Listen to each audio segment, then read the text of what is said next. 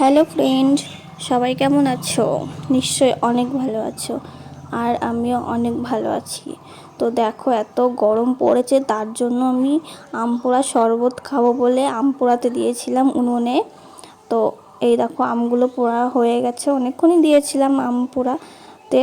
তো তার জন্য আমগুলো বের করে নিয়ে আমগুলো ভালো করে ধুয়ে আমের খোসা ছাড়িয়ে তারপরে আমের ওই কী বলে আটিটা বের করে নিলাম, কারণ শরবত করব, আমের শরবত। তো তার জন্য আটিটা ফেলে দিলাম আর ওই কী বলে আমের ওই আমগুলো রেখে দিলাম। তা পিউ খাচ্ছিল, তো ও দেখছে আমি কি করছি।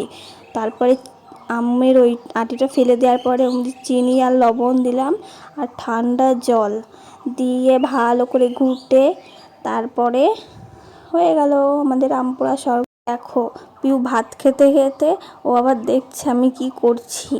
ও আবার তাকায় তাকায়, দেখো মিসকি মিসকি হাসে, এত শয়তান সে বলার মতো না, এত দুষ্টুমি করে।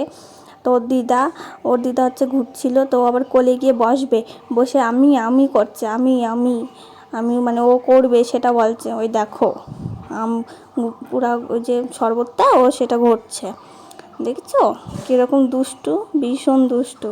আবার ফেলেও দেবে, দেখো এত গুটা ঘটছে যে ফেলে দিচ্ছে, এমন গুটা ঘুটেছে। তারপরে আর কিছু দেয়নি, মানে লবণ আর কী বলে চিনিটাই দেওয়া হয়েছে আর জল, ঠান্ডা জল, আর হচ্ছে বরফ ছিল, বরফ দেওয়া হয়েছে ভিতরে, কারণ ঠান্ডা না হলে ভালো লাগবে না আম পোড়া শরবত।